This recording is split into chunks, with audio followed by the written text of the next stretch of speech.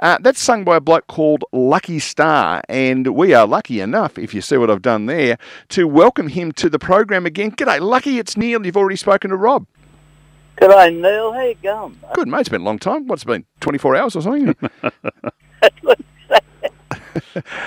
We have just heard you singing I've Been Everywhere. 94 towns are mentioned in that song, I read somewhere the other day. 94, yep. Yeah, so, and I believe at the moment you are parked in one of them. Is that correct? The what again? You're parked in one of those towns. I'm in Wyong. Yeah, so he has been everywhere.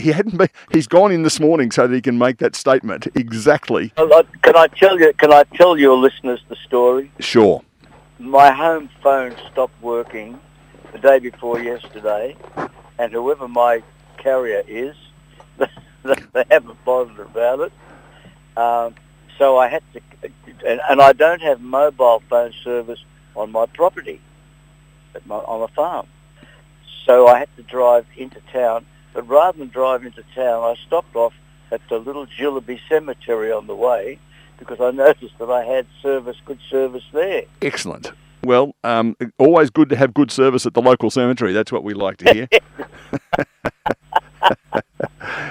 So, Lucky, the reason we've brought you along is because we haven't chatted to you for a while, but also you and I are about to embark on a really interesting project called, cleverly enough, Rob, watch this, the I've Been Everywhere project. Yes. Took a lot of creativity to come up with that one, mate. The workshopping that I have done to get that. But for those who have been living under a rock for the last however many years, let's just talk a little bit about the song. It was written by a bloke called Jeff Mack in the late 50s. You recorded in 1962? 1962 I was released. I think Jeff wrote it about 1958, 1959. Jeff was called Jeff Tangletongue Mack, and he was a sensational performer, singer, guitar player, and he wrote this song as the opening song for his act, and it was called the Swaggy's Lament, and he used to sing this, and that's where I first heard the song. I worked with Jeff at a little upholstered rat hole in King's Cross called the Afro-Cuban, and Jeff sang the song on the show. That was the first time I'd heard it. And the first time you sang it, I would have thought there would be a little trepidation approaching it. A little trepidation? You're the prince of understatement. It was terrifying, mate, absolutely terrifying. Because I had to read it. I read it in the studio when I recorded it, and we had to redo, like you do a verse. The time I see more, there's one with, oh, damn it, we'll go back and do that again. So and we did that, like all day until we got it down, and then about 3 weeks later, after it made number one, the festival hierarchy decided they were going to come. I was working a butte place called the Latin Quarter in Pitt Street in Sydney, and the hierarchy came along to hear me sing the song, and I blew it. But I didn't get anywhere near it. So, if it makes you feel any better, there's a chap, I don't know whether you were familiar with his work, Grant, our sometimes fill-in host, is aware of it, a guy called Elvis Presley, and he did a concert, I reckon, in the mid-70s where he sings My Way, and he says as he's introducing it, I hope you don't mind me reading the words because I can't remember them. Is that right? Yeah. Oh, look, I can understand that. Elvis, I think Elvis recorded every song ever written. Yeah, that's right. Yeah. I've been to Kilmore, Tullamore, Seymour, Lismore.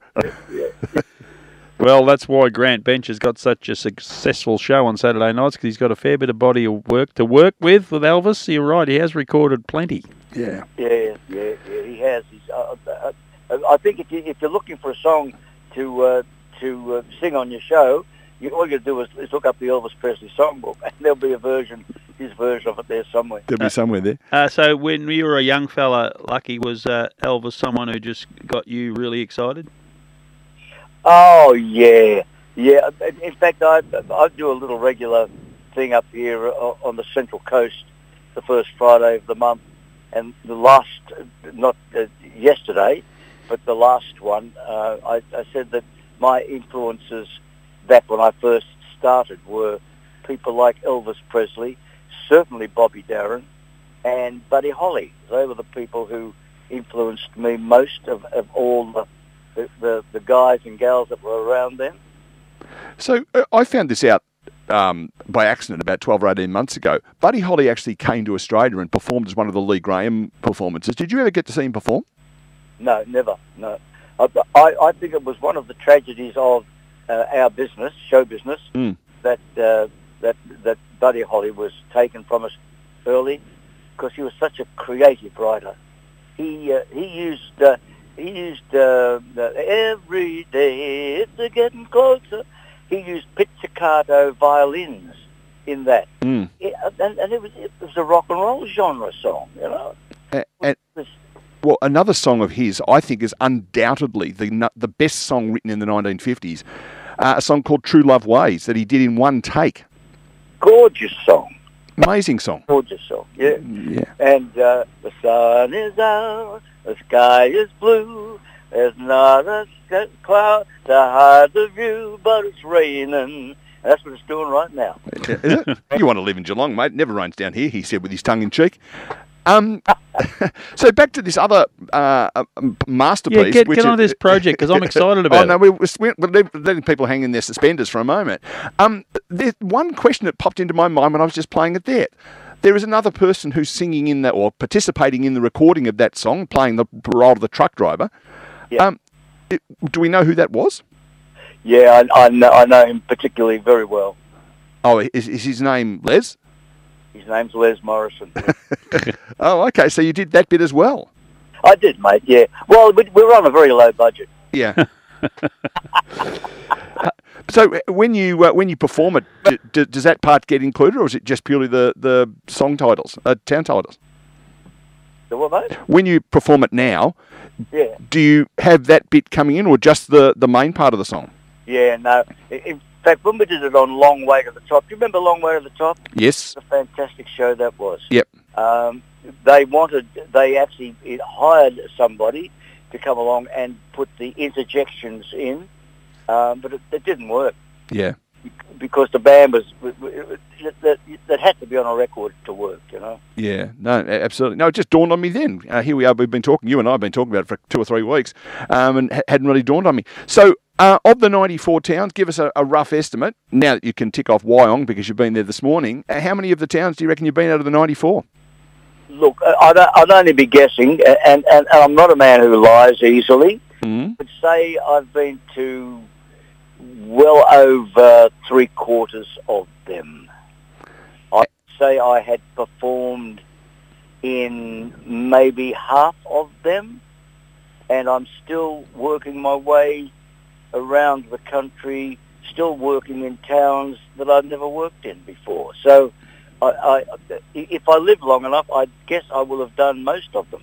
Okay, because I worked it out the other day. I reckon I've done about 40-odd out of the 90, so I've still got a bit of work to do to visit. But some of them are in places that you're not going to drive through by accident, I suspect.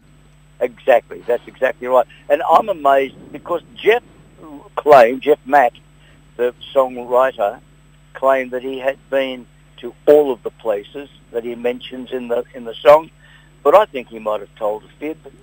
I think he went through them with his finger on. The other thing that I found really interesting, and he was born in Surrey Hills, as in the suburb of Melbourne, not the suburb of Sydney. And yet, of the 94 songs, there is one in South Australia, Oodnadatta, which starts off the song. There are 3 Gin in the world, in Australia, and I've worked on the basis we better include the one in Western Australia just so the Western Australians get a mention. The Victorians, I think there are 10. The rest of them are either in New South Wales or Queensland. So despite being a Melburnian, he spent a lot of his focus on New South Wales and Queensland. Well, because they were the pick touring towns. Yep. Then. It seems to have changed a little now. I'm just about to embark on a tour through Victoria with Rodney Vincent. Mm-hmm. And this will be our 3rd Victorian mini tour, we call them. And so they're great touring towns now. the Sheppartons, the Bendigos, all of that. They're great touring towns. But back then, it seemed that New South Wales was the best touring state, and I'm sure Jeff and his and with his mate Lucky Grills would have done most of their touring through New South Wales back in those days. Before you two get onto your project, because you're going to keep us in suspenders for a lot longer, just the touring aspect I wanted to touch on, Lucky. You said to me off air that you've got 30 shows booked to do next year, which for a gentleman of your age is an astounding achievement. But the life of a singer touring around, singer-performer for that matter, we always see glamour, the imagination that it's a very glamorous life. But clearly you've had some times, I would imagine, where you've worried whether you're going to get your next feed. What's it like compared to the 1960s, compared to 2025, when you know you've got these 30 bookings, as far as you getting a quid? Yeah, look, I've been pretty spoiled. I was managed by a fella called Bill Watson, who was a professional manager, had a touring company and a show similar to the big shows of the day, and Bill sort of shielded me a lot from the woes of the bad aspects of show business. So I've had a pretty much a smooth run, I would say, through this business, but it's certainly it's easy now because I guess we're working now for a fella called Bob McKinnon, and Bob is a muso as before he became a promoter, so he knows the travails of being on the other side of show business. So Bob treats all of us very well, and we really enjoy the company of this show. It's marvelous working with the people that we've grown up with. It's marvelous, Dinah Lee, Little Paddy, Jade Hurley, Digger Revell.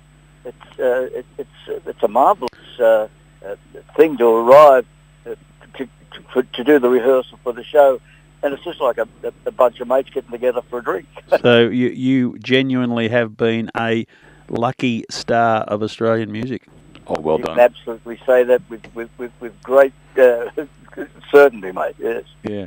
Along with his brother Ringo, who had quite a bit of success in England, didn't he? Listen, we've had this conversation before. Yeah, but not with Rob. Those rumours are not true. Okay, we better talk about this project, Lucky. Come on. It is called the I've Been Everywhere project. It was something that dawned on me when you go back through the annals, I think you're allowed to say that, the annals of Australian music history, and you say, what are the great songs of Australia, the iconic songs of Australia? And some of the young folk might go, oh, there's something Guy Sebastian put out, or, some rubbish. Sure, yeah. You go back, and there are two songs that stick out from me from my childhood. One was by a bloke called Slim Dusty, who was reasonably successful with a song called A Pub With No Beer. Yep. And I've Been Everywhere by Lucky Starr. Now, as it happens, I'm about to announce on air exactly my age. On the 13th of May 1962, a bouncing baby boy was born, and number one on the charts that day was I've Been Everywhere by Lucky Starr. Yeah. So it's kind of been a song that sat in the back of my head. We use it as a theme every week here for Regional Roundup. But I thought, how good would it be to do a podcast where I talk to Lucky and then I go about finding 94 other people who live in the 94 towns that Lucky mentions, find out where they are, find out a bit about their town, and put it out as a podcast. I think it's a fantastic idea. Works well for me. Yeah. And I know that you will find those people. I listen to, I think I can say this on your program. I listen to Macca on the ABC. Oh, we've heard of him. Yeah, mornings. And he gets, no matter where the call comes from, these people are chatty. They want to have a mag. They want to tell about how wonderful their trip has been so far, where they live, what they do and where they live. So I'm sure you'll find these people. And I know they'd love to talk to you about their town. Well, it's interesting. You have these great ideas, and I've recorded the episode with Lucky, and I thought, we'll put those two out, an intro episode from me, an intro where I talk to Lucky. So those episodes are out, folks. We'll talk about where you can listen to those in a minute. And then I want to get the 94 episodes recorded so that I can then release them in the same sequence as the song. Yep. Then we'll have another one with Lucky down the track, and we can talk about the fact that we did it, rah, rah, rah. So I went to... I then sat down and thought, now, where do I find 94 people who live in towns, half of which I've never been to? Yep. And so I've tackled this thing that we have in Geelong, Lucky, called the internet. I went to that and typed in, businesses in Jerilderie, businesses in Gunnedah, and just started sending messages out to people. I got a call yesterday from the bloke who runs the Jerilderie Bakery. He said he might be having a listen this morning. Good morning, Grant. Who I said to him, the reason Jerilderie's mentioned the song. He says, is it? I've heard that song so many times I didn't even realise Jerilderie's in it. Yeah. I spoke to another bloke who runs the general store in Emmaville, which is in Queensland, and he said, no point talking to me, mate, I've only just moved to town. I'll give you the number of the Emmaville Mining Museum. Well, 10 minutes later, I'm on the phone to this bloke, and then in 1978, so he was in for a chat, and I just know I'm going to meet some really interesting people. 100%, mate. 100% right, and that's why the project's so good. I mean, I'm proud that you're going to do it around the song, around my song, but it's so good because it allows people to have a voice who would never normally have a public voice. Yeah. Sensational. Well, I do another podcast, he said, shamelessly promoting this one, called The Regional 250, and I talk to people who live in different LGAs, local government areas around Australia. I've done about 109 episodes of those, and everyone that you ring goes, why do you want to talk to me? I'm not very interesting. But that's the thing. 10 million people live outside of the capital cities, and that means there's 10 million stories out there, and every single one of them is interesting to somebody. They definitely are. There's no doubt about it. Everyone has a story, Lucky. Well, somebody very famous, and I really don't know who it was, said that everybody has a novel inside them, and everybody could write a novel just about their life. And that's true. Yeah, and with that, the series I talked about, the Regional 250, you sit down with someone who, describes themselves as, a small business owner from wherever, and you get into it and you find out that, in fact, they've overcome major heart surgery, or they climb Mount Everest, or they just drop that into the conversation as you're going along, and that's part of the fun. I go into the conversation completely blind, and where it goes, it goes. Yeah, mate, we did a show just recently, I think it was at Toowoomba, with the good old days of rock and roll show, and after the show we got together, Digger and Bob and whatever, for a drink, and the guy I was having a drink with turned out to be the oldest man to swim the English Channel, and I was blown away. You told me what it was like to swim the English Channel. He did it twice, just to make sure that someone saw him. That's right. So I had to get back again. Yeah, that's a point. Yeah, that train is not reliable, is it? He left a cigarette in the ashtray. Yeah. Not that we condone smoking. No, we don't. No, absolutely not. Not. It's something I'm really looking forward to, and all things being equal, when we get through it, I'll come up and have a cold drink with you, and we'll sit down and talk about it and listen to some of the episodes. Mate, I'm looking forward to that, and Neil, particularly you, mate, because you're the bloke that made the contact. Thank you for this idea. It's you're the guys that keep us alive now. And it sounds a bit dicky, but how proud am I to be able to not only say that you and I are mates, but also the fact that we can document for the people who are coming along 200 years from now about what life was like in regional Australia, and not only regional Australia. There's some suburbs in there as well. But there are, yeah. Yeah, it's funny. There's some interesting stats about this. Like I'm not sure if I've told you these or not, but if you drive according to the road map that Lucky sings, you will cross the border between states and territories 53 times. Is that right? Yeah. Well, using Google Maps, I've taken the shortest possible distance because it comes up with 3 or 4 alternatives. That you will travel 80,100 kilometres. Wow. The longest drive you'll have is from, I think, Ulladulla to Darwin. Do they follow one another in the song? You're asking the wrong. Asking the wrong bloke. And then I think from Darwin to Gin, which is, I've chosen the WA one, I think you travel about 4,000 k's in a day to get from one to the next. Wow. The other interesting thing too, from 1960 or 58 when it was written, yeah, the towns will be a completely, absolutely, in some cases that might have been a municipality that's now a thriving city. Well, there's 3 or 4 places that, as far as a town goes, I'm not sure we could really. River Murray, that's not really a town, but I've chosen the biggest town on the Murray River to talk to someone. That's Albury.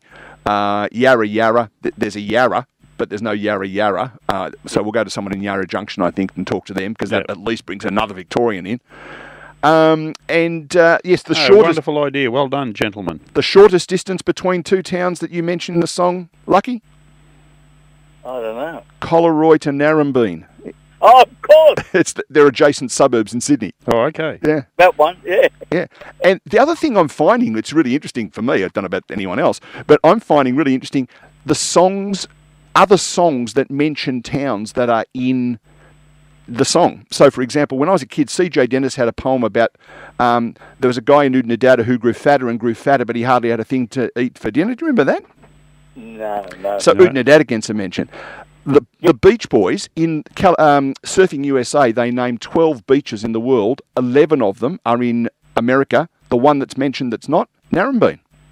Is that right? Yeah. In Sydney's northern beaches. So that's probably a good example. Those 2 adjoining suburbs in Sydney, in 1958, they may have been little country towns like Inverleigh. Who would know? Yeah. It's quite interesting. Anyway, that's where we're at.